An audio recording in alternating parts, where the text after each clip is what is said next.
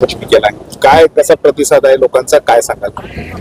खरं तर वाटार गावामध्ये आज आंबा मातेला या ठिकाणी नारळ फोडला आणि या ठिकाणी पदयात्रा काढली। लोकांचा अतिशय उत्स्फूर्त असा प्रतिसाद या ठिकाणी आहे। हे इलेक्शन कराड उत्तर मधील जनतेने हातात घेतलेलं आहे, त्यामुळे फार प्रचंड असा प्रतिसाद प्रत्येक गावामध्ये अशा पद्धतीने आहे। विरोधकांकडून वेगळ्या पद्धतीने प्रचार केला जातो, काही टीका केल्या जातात, काय म्हणजे कसं उत्तर देतो त्याला? मुळातच माझ्यापर्यंत तर काय विषय पोहोचलेले नाहीत। माझे कार्यकर्ते काय असल्या गोष्टींची दखल घेत नाहीत। आम्ही विकासाच्या मुद्द्यावर बोलतो। त्यांच्याकडे आता 25 वर्ष या ठिकाणी झाली, आजही ते म्हणतात मला आणखी 5 वर्ष द्या, मला विकास करायचा आहे। त्यामुळे त्यांच्याकडे सांगण्यासारखं दुसरं काय नाही। आम्ही विकासाचे मुद्दे या कराड उत्तर विधानसभा मतदारसंघामध्ये त्यांच्या वडिलांनी एक स्वप्न पाहिलं होतं की हनबरवाडी धनगरवाडी योजना पूर्ण करण्याचं। ते जवळपास या ठिकाणी 1995 साली या योजनेला मंजुरी मिळाली। 30 वर्षामध्ये त्यांच्याच्यानं काही झालं नाही। या ठिकाणी 2014 ते 19 युतीचं सरकार आलं आणि खऱ्या अर्थानं आम्ही त्या योजनेला गती दिली।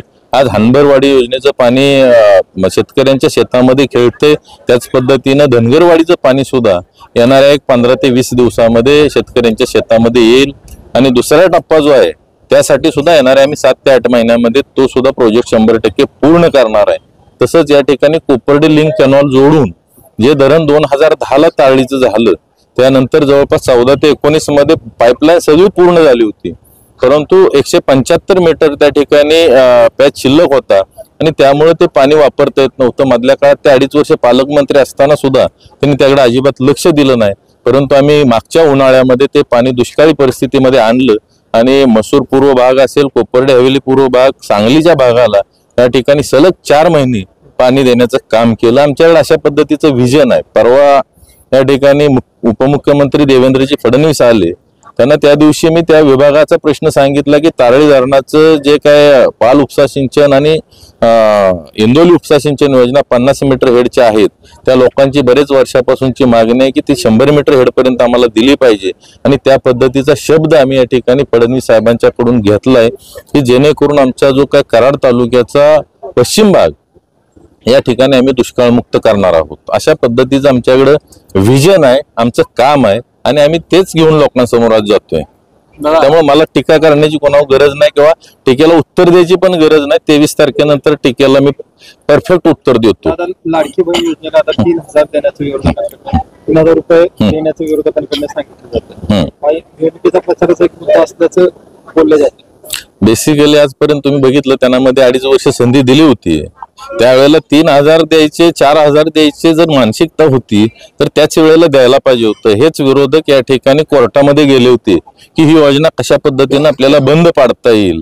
ते जमलं नाही की मधल्या काळात असा प्रचार केला हे कुठं खिशातले देतात का, आपल्या करातलेच पैसे देतात। परंतु आज महायुतीच्या सरकारनं जो काही करातनं आलेला पैसा आहे हा गोरगरीब जनतेमध्ये दिलेला आहे। आज शेतकऱ्यांना दिलाय, महिलांना दिलाय, परंतु ह्याच्या अगोदरच्या काळामध्ये ह्या नेत्यांनी यांची स्वतःची फक्त घरं भरली।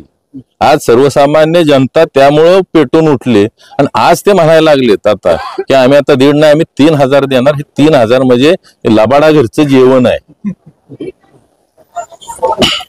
दादा, गावामध्ये प्रत्येक ठिकाणी गाठीभेटी लोकांच्या घेत आहे, काय लोकांच्याकडून प्रतिक्रिया होत, काय विरोधकांनी? खरं तर या ठिकाणी मागच्या 2014लाच या आमदारांना लोकांनी घरी बसवलं असतं, परंतु सलग 14 आणि 19ला इथं तिरंगी लढत झाली। 14ला सगळे पक्ष वेगळे लढले, मी यावेळेला युतीच्या माध्यमातून शेतकरी संघटनेतनं लढलो, धैर्यशील दादा काँग्रेसमधनं लढले, 19ला मी अपक्ष लढलो, ते सेनेतनं लढले आणि त्यावेळेला तिरंगी लढत झाली। त्यामुळे खरं तर यांना संधी मिळाली। आज लोकांची जी भावना होती या ठिकाणी की एकाच एक लढत व्हावी, त्याच एकाच एक लढत पण होते। या ठिकाणी भारतीय जनता पार्टीचं कमळ चिन्ह 95 नंतर विधानसभेला या ठिकाणी जसं लोकसभेला पहिल्यांदा मतदान करायला आलं त्या पद्धतीनं पहिल्यांदाच या ठिकाणी कमळ चिन्हावर मतदान करण्यासाठी आमचे युवक, महिला आणि सर्व ग्रामस्थ या ठिकाणी इच्छुक आहेत। ते आज वाट पाहतायत की कधी आम्ही 20 तारखेला मतदान करतोय, 23 तारखेचा गुलाल घेतोय आणि हे इथला बिनकामाचा आमदार घरी घालवतोय। यासाठी लोकांनी हे इलेक्शन जनतेनं हातामध्ये घेतलं।